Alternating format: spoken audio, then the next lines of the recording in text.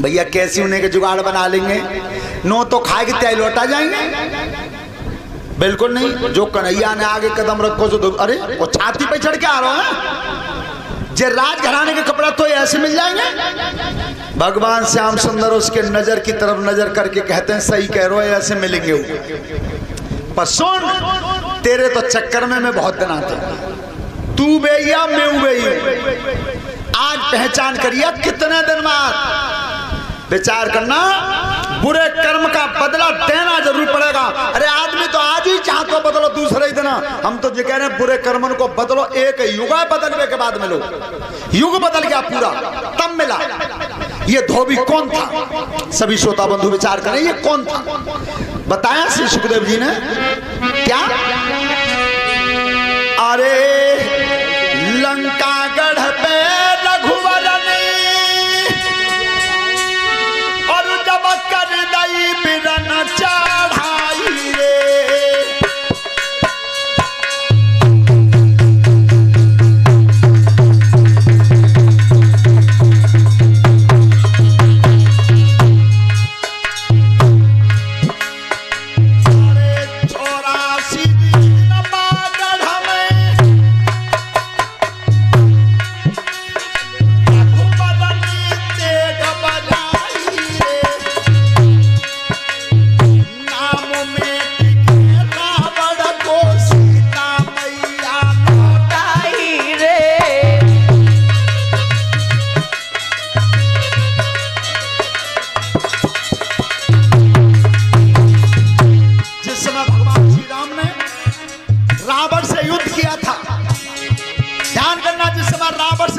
हुआ था 84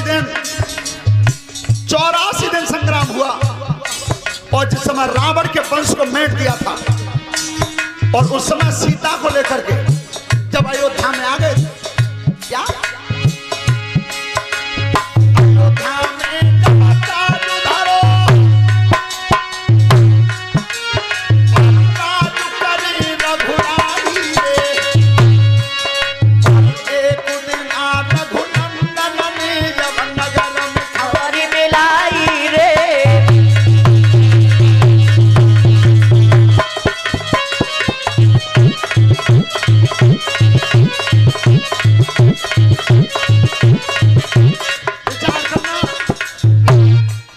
भगवान राम ने मुकुट खोल के रखा, कपड़ा उतार दिए, वस्त्र उतार दिए और जब नगर में घूम के चले तो क्या सोची क्या मैं राज सिंहासन तो अच्छा चला रहा हूं लेकिन मैं कोई बुराई तो नहीं करता। सभी श्रोता बंधु ध्यान से सुनना, बुराई तो जब राम जैसे की है गई तो हमारी तुम्हारी तो गिनती क्या है। राम जैसों और राम पे कितना लांछन लगाया कि जिस समय नगर में घूम के आ रहे थे तो एक मकान के पीछे बैठ गए, रोने की आवाज आ रही थी घर में से। आवाज किनकी थी? और एक धोबी थी, धोबी की और है रही घर में लड़ाई रे, केस पकड़ की धोबी के दुश्मन ने मार लगाई रे।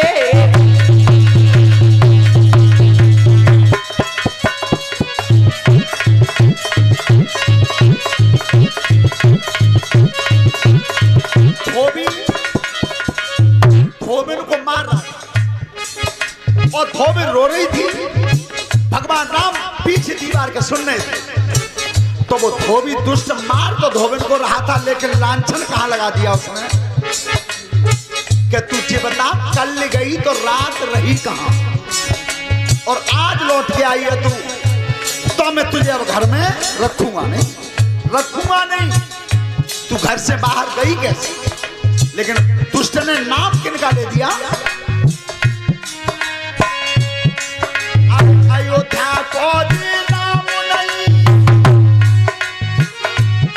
सीता लंका पहुंचाई रे, और इतने दिन लंका ठहरी फिर घर में नहीं बसाई रे।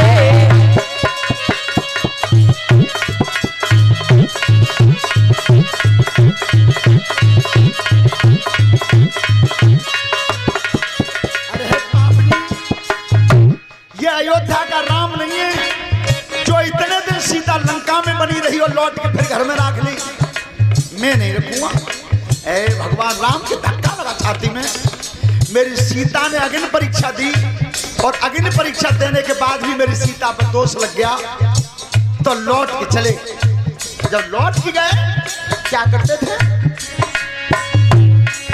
और लक्ष्मण जी पूछे और हुक्म फरमाई रे, और तू जी बार सीता मैया के बनवास पठाई रे।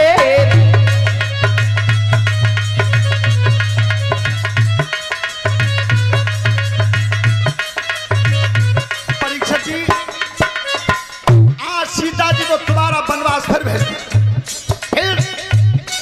तो भगवान राम अवतार में थे, मर्यादा में बंधे थे, तो आज विचार कर रहे हैं कि देख बादल तो मैं मर्यादा में बंधा हुआ था, आज मर्यादा में नहीं हूं। अरे दुष्ट, तूने मेरी सीता जैसी पतिव्रता नारी को दोबारा वनवास भिजवा दिया, आज बदला पटा दूंगा मैं। क्या और हाथ पकड़ की धोबी को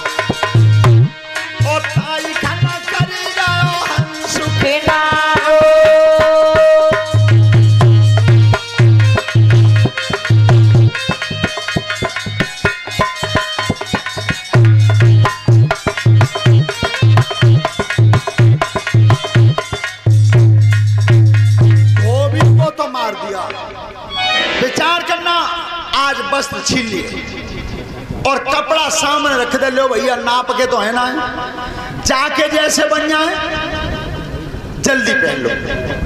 अब कपड़ा पहरे तो पहरे कैसे, भगवान के मित्रों ने करते क्या थे, अरे बीच में गठरी धरी ली और आगे बढ़ी गौ दामारी।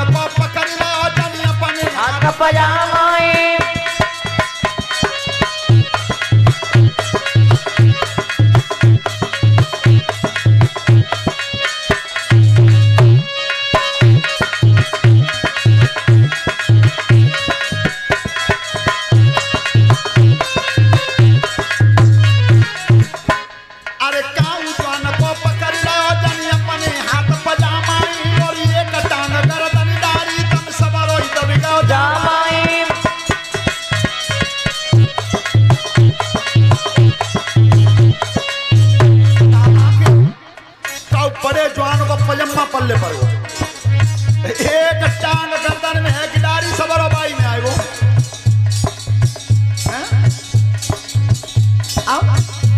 और दूधी टांग कहीं करते तक सांबा लयो बनाई है, नारो पकड़ो हाथ में नारी में घोटे लगाई है।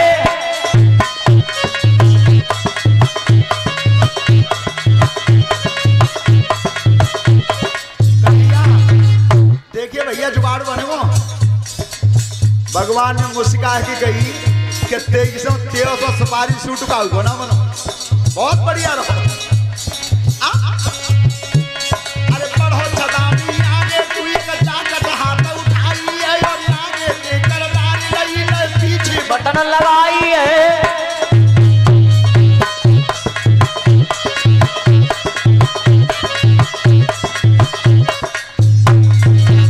ध्यान रखना, छदामी ने जाकट हाथ में उठाई तो जाकट जल्दी में आगे लाते हाथ में डाल ले, पीछे बटन लगा ले, उलटे सीधे कपड़ा तेरे और जितने मित्र श्याम के घेरे।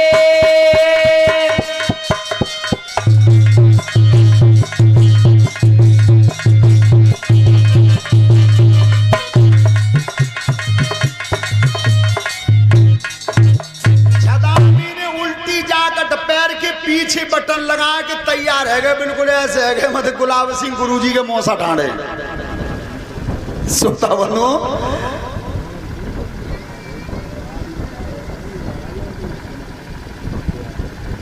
1000 रुपये 51 किलो गेहूं भंडारे में, 251 रुपये की हार माला हमारे लिए निरोत्तम सिंह भगत जी। धन्यवाद, परमात्मा सुख समृद्धि देता रहे।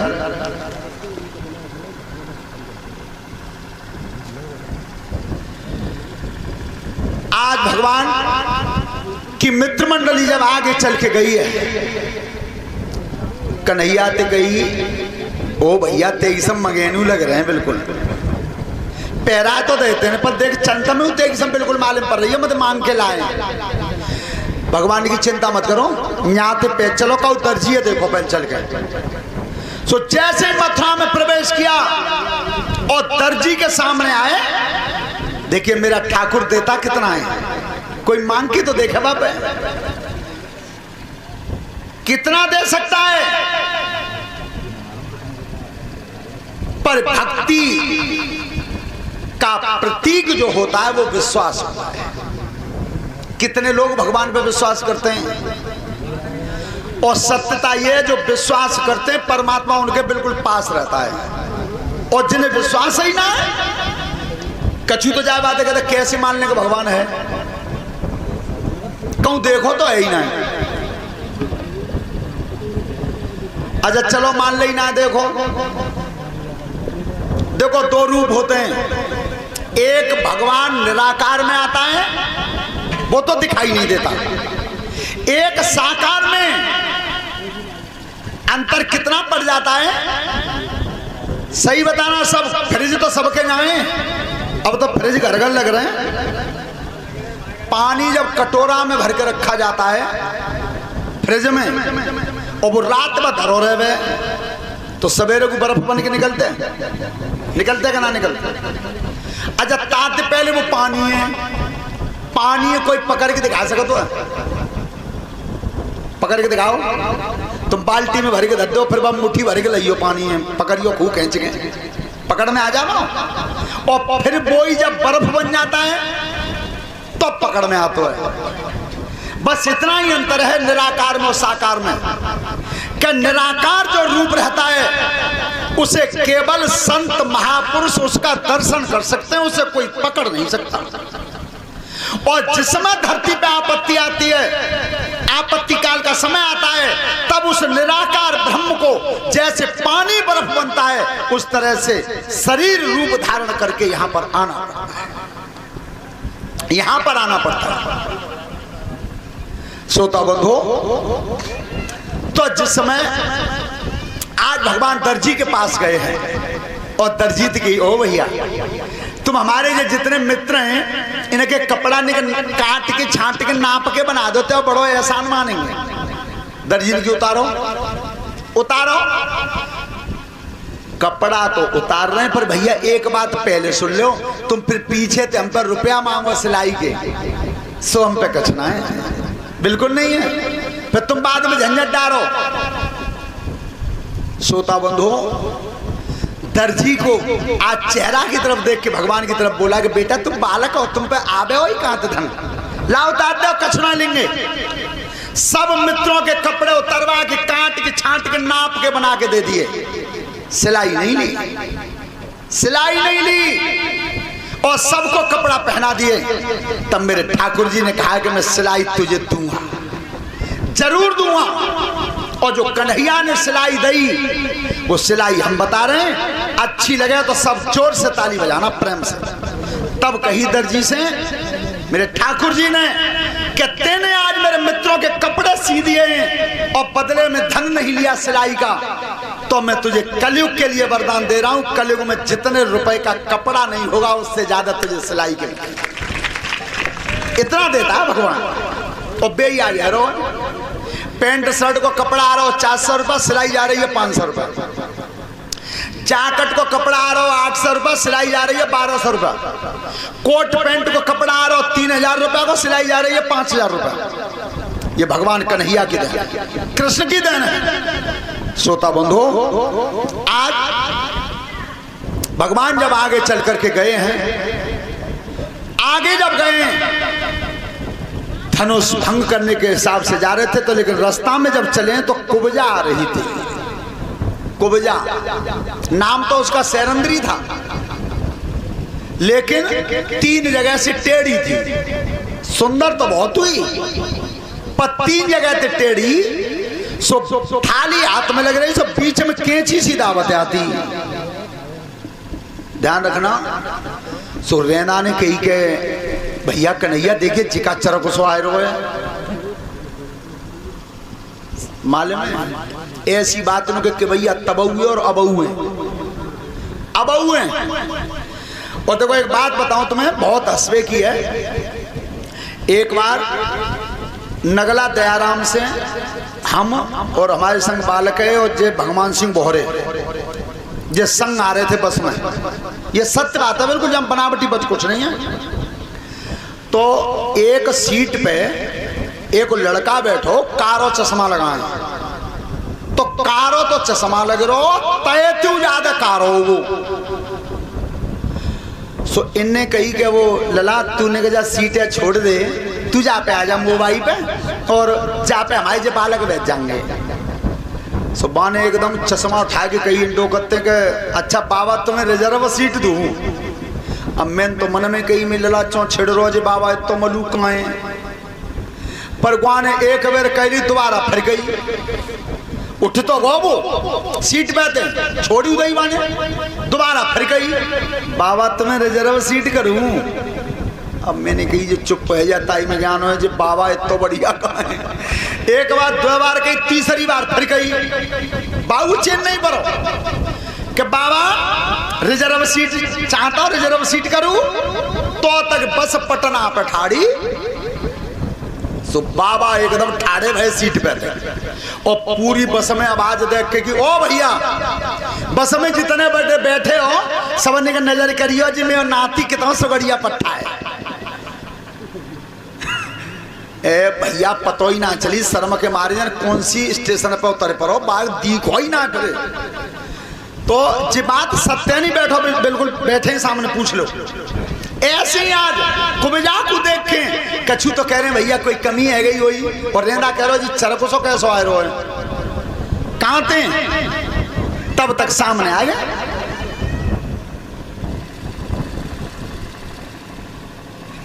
और जो सामने आए सो कुब्जा ने कही कह रहे हटा ना, हे गैल छोड़ा ना। तो तक रहना ने एक मुट्ठी रे तो भर के भाई ये तेरो नाव मिट्टी जाती हो, मैं कुछ बिगाड़ रही थी।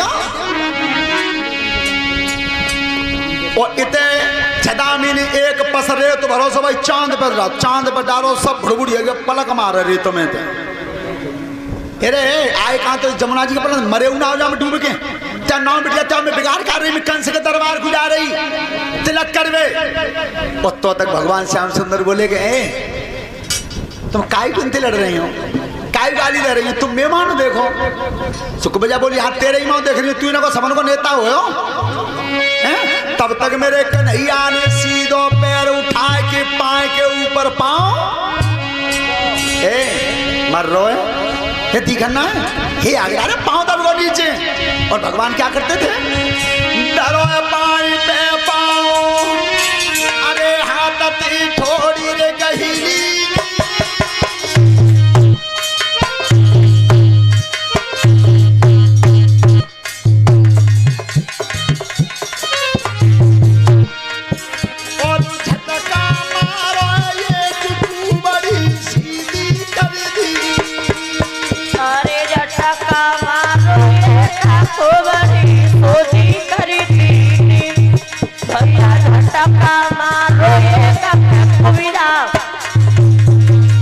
पैर पे पैर धर के और हाथ में थोड़ी पकड़ के एक बार चटका दी, चटक गई तीनों ठोक और सीधी है गई। अरे देख रही तब अपनी काया, अरे देख रही तब अपनी काया, और चरण गिरी भैराई ध्यान जाई तब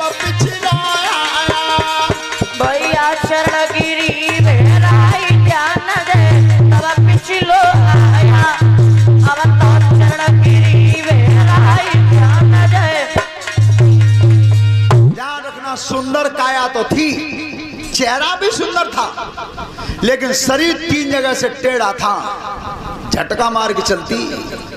और वो टेढ़ जो हती वो लिखा दी भगवान ने, ध्यान रखना। और लिखा है गोस्वामी जी ने, सबसे पहला सुख कौन सा है? अगर धन का सुख होता,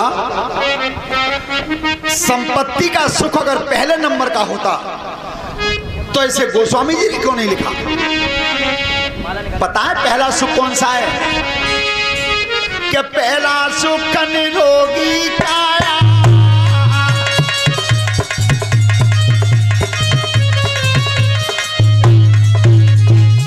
पहला सुख निरोगी काया, तुझे सुख होई घर माया।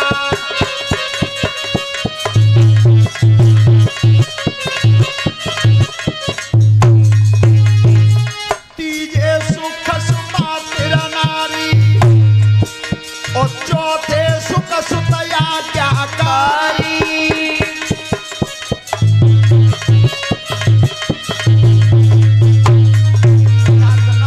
पहला सुख निरोगी काया।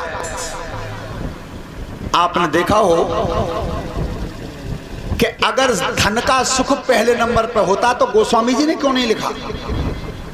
आज बड़े बड़े सेठ अरबपति चले जाओ दिल्ली, आगरा, बम्बई, रुपया भर भर की बोरिन में मुनी मिला रहे हैं, पर वे सांझ को बिना चुपरी रोटी और बिना नमक की सब्जी खा रहे हैं। कहां सुख? क्यों? कि पतो चली कि शुगर हुआ, ब्लड प्रेशर हुआ।